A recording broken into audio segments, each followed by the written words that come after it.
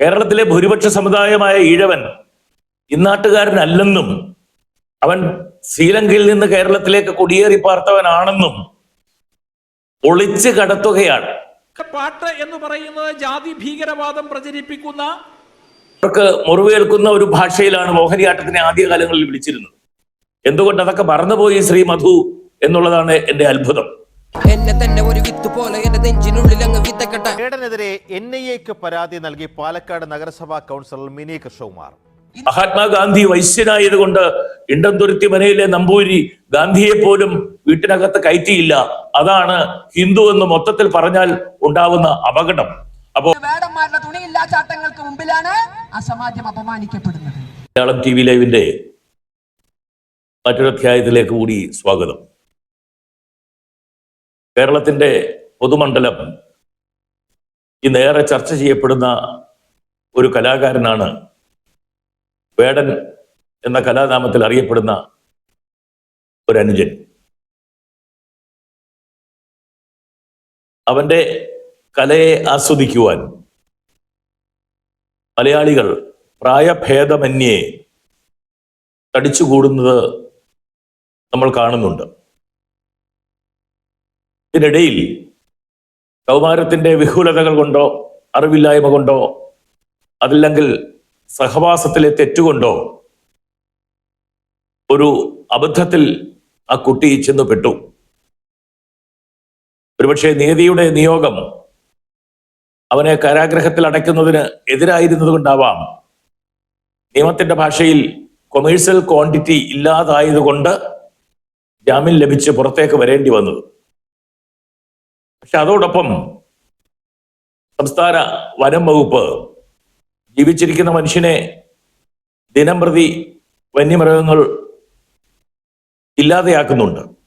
അത് കാണാത്ത വനം വകുപ്പ് ഈ ചെറുപ്പക്കാരന്റെ കഴുത്തിൽ പുലിനഖമുണ്ട് എന്ന് പറഞ്ഞ് തടങ്കലിലാക്കുവാൻ ശ്രമിച്ചു. വമ്പന്മാരായ നടന്മാരുടെ വീടുകളിൽ ആനക്കൊമ്പും പുലിനഖം 2ഉം 3ഉം അവരുടെ കഴുത്തിലും ഒക്കെയുള്ള സാഹചര്യത്തിലാണ് ഈ ചെറുപ്പക്കാരനെ വേട്ടയാടിയത്. ആദ്യ മണിക്കൂറുകളിൽ ഈ ചെറുപ്പക്കാരൻ കുറ്റവാളി എന്ന് പറഞ്ഞ ഭരണകൂടം സാമൂഹ്യ മാധ്യമങ്ങളിലൂടെ ഈ ചെറുപ്പക്കാരന് കടൽ പോലെ പിന്തുണ വന്നപ്പോൾ ഒറ്റ രാത്രി കൊണ്ട് യൂടേൺ അടിച്ചു തിരിഞ്ഞു മാറി. ഈ ചെറുപ്പക്കാരന്റെ പിന്നിൽ എല്ലാ പ്രസ്ഥാനങ്ങളും അണിനിരന്നു. പക്ഷെ ഇന്നിപ്പോൾ പാവം വേടൻ അവന്റെ കല പ്രോത്സാഹിപ്പിക്കുവാനും കലയിലൂടെ അവന്റെ ജീവിതം കരിപ്പിടിപ്പിക്കുവാനും അവന്റെ സന്ദേശങ്ങൾ സമൂഹത്തിലേക്ക് നൽകുവാനും ശ്രമിച്ചിറങ്ങിയ പയ്യൻ വല്ലാതൊരു വിഷമ വൃത്തത്തിലാണ്. ഭരണകൂടം ഒരു വശത്തു കൂടി പിന്തുണ കൊടുത്തപ്പോൾ ചില നിക്ഷിപ്ത വർഗീയ രാഷ്ട്രീയ ശക്തികൾ അവർ വേടന്റെ പരിപാടികൾ സംഘടിപ്പിക്കുവാനും വേടനെ സപ്പോർട്ട് ചെയ്യുവാനും ഒരു വശത്തു കൂടി മുന്നോട്ട് വന്നു. കേരളത്തിലെ ഭരണകൂടം പിന്തുണ കൊടുത്തപ്പോൾ മറ്റൊരു പ്രത്യേക വിഭാഗം വേടനെ സപ്പോർട്ട് ചെയ്യുന്നത് കണ്ടപ്പോൾ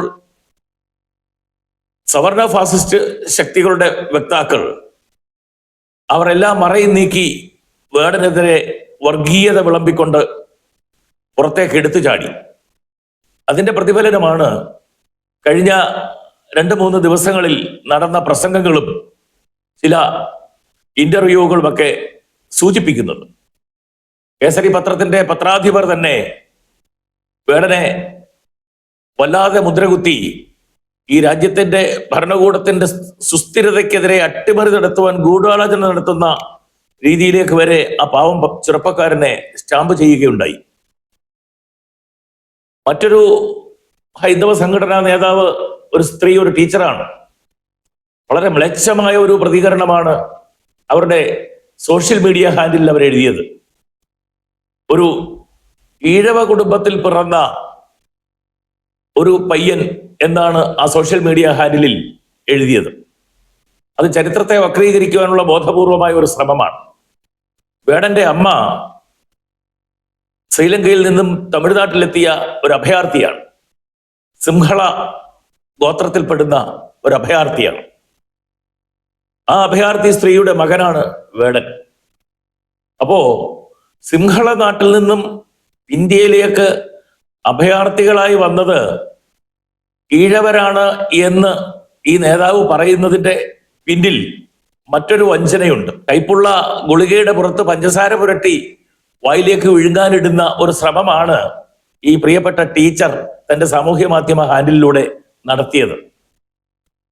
അതിലെ സത്യമെന്തെന്ന് വെച്ചാൽ ടീച്ചറെയും മറ്റും നിയന്ത്രിക്കുന്ന രാഷ്ട്രീയ പാർട്ടിയുടെ തലപ്പത്തിരിക്കുന്ന വരേണ്യവർഗം നൂറ്റാണ്ടുകൾക്ക് അപ്പുറത്തങ്ങ് കാസ്പിയൻ കടലിന്റെ തീരത്ത് നിന്ന് കന്നുകാലികളെ മേയ്ക്കുവാൻ അഖണ്ഡ ഭാരതത്തിലെ സിന്ധു പ്രവിശ്യയിലേക്ക് വലിഞ്ഞു കയറി വന്ന് ഇവിടെയുണ്ടായിരുന്ന ദ്രാവിഡ സംസ്കാരത്തിന്റെ മേൽ അഴിഞ്ഞാട്ടം നടത്തി ഇന്ത്യയിൽ ജാതിമത വർഗഭേദ ചിന്തകളില്ലാതെ ഏകോദര സഹോദരങ്ങളായി നാം ഒന്ന് നമ്മുടെ മണ്ണ് എന്ന ചിന്തയുമായി കഴിഞ്ഞിരുക ദ്രാവിഡ സംസ്കാരത്തെ ഇല്ലായ്മ ചെയ്ത് അതിന്റെ മേൽ നടത്തിയ കൂത്താട്ടത്തിന്റെ ഫലമായി ഉണ്ടായ ഒരു സംസ്കാരമാണ് നിങ്ങൾ ഇപ്പോൾ പേറിക്കൊണ്ട് നടക്കുന്നത്. ഇന്ത്യയുടെ ഭരണതന്ത്ര കേന്ദ്രങ്ങളിലെല്ലാം പിന്നോക്കരെയും ദളിതരെയും പൊട്ടിന് മാത്രം ഇരുത്തിക്കൊണ്ട് ബ്രാഹ്മണ്യത്തിന്റെ തലച്ചോറാണ് ഇന്ത്യ ഭരിക്കുന്നത് എന്ന തമിഴ്നാട്ടുകാരനായ ഒരു വലിയ നേതാവിന്റെ വീഡിയോ കഴിഞ്ഞ ദിവസം ഞാൻ കാണുകയുണ്ടായി. എന്റെ സോഷ്യൽ മീഡിയ ഹാൻഡിലിൽ ഞാനത് സേവ് ചെയ്ത് വെച്ചിട്ടുണ്ട്. അപ്പോൾ ഇവരുടെയൊക്കെ കുത്തി നിറച്ച ഈ ചിന്തകളാണ് പാവം വേടൻ എന്ന ചെറുപ്പക്കാരനെ വേട്ടയാടുവാൻ പല വഴിക്ക് കൂടി ഇപ്പോൾ ശ്രമിച്ചുകൊണ്ടിരിക്കുന്നത്. അതിനിടയിൽ വേടന്റെ കല ആഭാസമാണ് എന്ന് ഒരു മാധ്യമ പ്രവർത്തകൻ, ഞാൻ ഉദ്ദേശിക്കുന്നത് ഈ ശ്രീ മധു തന്നെയാണെന്ന് തോന്നുന്നു, പറയുകയുണ്ടായി. ഈ കല എല്ലാ കാലഘട്ടത്തിലും ഒരുപോലെ ആയിരുന്നില്ല.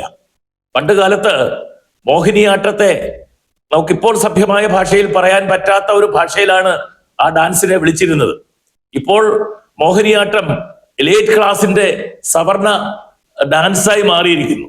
അതിന്റെ പ്രാകൃത രൂപത്തിലെ തുടക്ക രൂപത്തിന് വിളിച്ചിരുന്നത്, എന്റെ ഈ വർത്തമാനം കുടുംബം ഒന്നാകെ ഇരുന്ന് ആളുകൾ ആരെങ്കിലും കാണുന്നുണ്ടെങ്കിൽ അവർക്ക് മുറിവേൽക്കുന്ന ഒരു ഭാഷയിലാണ് മോഹിനിയാട്ടത്തിനെ ആദ്യകാലങ്ങളിൽ വിളിച്ചിരുന്നത്. എന്തുകൊണ്ട് അതൊക്കെ മറന്നുപോയി ശ്രീ മധു എന്നുള്ളതാണ് എന്റെ അത്ഭുതം. അപ്പൊ ഓരോ കാലത്തിനും ദേശത്തിനും അനുസൃതമായി കല രൂപാന്തരം ഉണ്ടാവുകയും കലയിൽ മാറ്റം ഉണ്ടാവുകയും കലകളുടെ ദേശീയ സാർവദേശീയ രൂപങ്ങളെ ആവാഹിക്കുകയും തനത് കലകൾ നിലനിർത്തുകയും ഒക്കെ ചെയ്യുമ്പോഴാണ് ഭാഷയുടെയും കലയുടെയും സംസ്കാരത്തിന്റെയും വികാസവും പരിണാമവും ഒക്കെ ഉണ്ടാവുന്നത്. അങ്ങനെ ലോകത്തെ ഒന്നായി കാണുന്നുവെങ്കിൽ മാത്രമേ ഈ ലോക കലകളെയും നമുക്ക് ആസ്വദിക്കാൻ പറ്റൂ. വേടന്റെ കല ഇന്നത്തെ തലമുറയ്ക്കും സമൂഹത്തിനും സ്വീകാര്യമായത് കൊണ്ടാണ് നിങ്ങൾ പണം കൊടുത്ത് ജാഥയ്ക്ക് ആളിനെ കൂട്ടുന്നത് പോലെയല്ല, വേടൻ വരുന്നു എന്നൊരു പോസ്റ്റർ വരുമ്പോൾ തന്നെ ആ പ്രദേശത്ത് ആളുകൾ കൂടുകയും പോലീസിന് ലാത്തിച്ചാർജ് നടത്തി ആളുകളെ പിരിച്ചുവിടുകയും ചെയ്യേണ്ടത് വേടന്റെ കലയ്ക്കും ആ കലയിലൂടെ വേടൻ ഈ സമൂഹത്തോട് സംവദിക്കുന്ന ഐഡിയയ്ക്കും ശൈലിക്കും സ്വീകാര്യത ഉള്ളത് കൊണ്ടാണ്. ഞാൻ പറഞ്ഞു വരുന്നത്, ഇന്ത്യയിൽ ഈ ബ്രാഹ്മണാധിപത്യം രഹസ്യമായി ഒളിച്ചു കിടത്തി വരേണ്യ ഹൈന്ദവ അജണ്ട നടപ്പാക്കാൻ ശ്രമിക്കുന്നവർക്ക് സൂക്ഷിക്കേണ്ട കാലമാണ് ഒരു വേടൻ തരുന്ന സന്ദേശം എന്ന് നിങ്ങൾ മനസ്സിലാക്കുക. ഒരു വേടൻ മാത്രമല്ല, ആന്ധ്രയിലും കർണാടകത്തിലും തെലങ്കാനയിലും തമിഴ്നാട്ടിലും കേരളത്തിലും പോണ്ടിച്ചേരിയിലും ദ്രാവിഡ പീപ്പിൾസ് ഫോറം എന്ന പേരിൽ ആദി ദ്രാവിഡ ഗോത്രത്തിൽ വിശ്വസിക്കുന്ന ഹിന്ദു, മുസ്ലിം, ക്രൈസ്തവ വിഭാഗങ്ങളിൽപ്പെട്ട ആളുകൾ ഒന്നായി സംഘടിച്ചു കഴിഞ്ഞു. ഹിന്ദു എന്ന ബ്രാക്കറ്റിലെ ബ്രാഹ്മണ്യം ഒഴികെയുള്ള വൈശ്യനും ശൂദ്രനും ഉൾപ്പെടെയുള്ള എല്ലാവരും ഈ ദ്രാവിഡിയൻ പീപ്പിൾസ് ഫോറം എന്ന സംഘടനയുടെ വിത്ത് പാകിക്കഴിഞ്ഞു. മഹാത്മാഗാന്ധി വൈശ്യനായതുകൊണ്ട് ഇണ്ടംതുരുത്തി മനയിലെ നമ്പൂരി ഗാന്ധിയെ പോലും വീട്ടിനകത്ത് കയറ്റിയില്ല. അതാണ് ഹിന്ദു എന്ന് മൊത്തത്തിൽ പറഞ്ഞാൽ ഉണ്ടാവുന്ന അപകടം. അപ്പോ അങ്ങനെയുള്ള തിരിച്ചറിവുണ്ടായിട്ട് ഈ ദക്ഷിണേന്ത്യയിൽ ഒന്നാകെ തന്നെ ഈ ദ്രാവിഡ സംസ്കാരത്തിൽ ദ്രാവിഡ കുലത്തിൽ പിറന്നവന്റെ പിന്മുറക്കാരായവർ ഹിന്ദു ബ്രാക്കറ്റിലുള്ള ആ ബ്രാഹ്മണ്യം ഒഴികെയുള്ള ആളുകളും ക്രൈസ്തവരും മുസൽമാനും ഒറ്റക്കെട്ടായി ഒരു സംഘടനാ ശരീരം രൂപപ്പെടുത്തി കഴിഞ്ഞു. കേരളത്തിലും അതിന്റെ സംഘടനാ രൂപമായി കഴിഞ്ഞിരിക്കുന്നു. ഇതിന് വേടൻ ഇങ്ങനെയുള്ള സംഘടനാ രൂപത്തെ ഈ ദക്ഷിണേന്ത്യയിൽ ഒട്ടാകെ ഉത്തരേന്ത്യയിലെ പ്രദേശങ്ങളിലേക്കും ഈ ഭാരതത്തിന്റെ ഈ മണ്ണിന്റെ നേരവകാശികളായിരുന്ന ദ്രാവിഡ വംശത്തിന്റെ ഏകോപനത്തിന് വേണ്ടി വേടൻ ഒരു തുണയാവട്ടെ, വേടന്റെ കലയൊരു തുണയാവട്ടെ.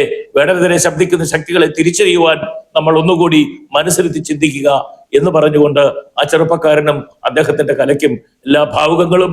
അതിനെ വലിച്ചു കീറി സ്വാർത്ഥലാഭത്തിന് എത്താൻ പോകുന്ന ആളുകളെ തിരിച്ചറിയുവാൻ സമൂഹത്തിനോട് അഭ്യർത്ഥിച്ചുകൊണ്ടും ഈ സംസാരം ഇവിടെ നിർത്തുന്നു.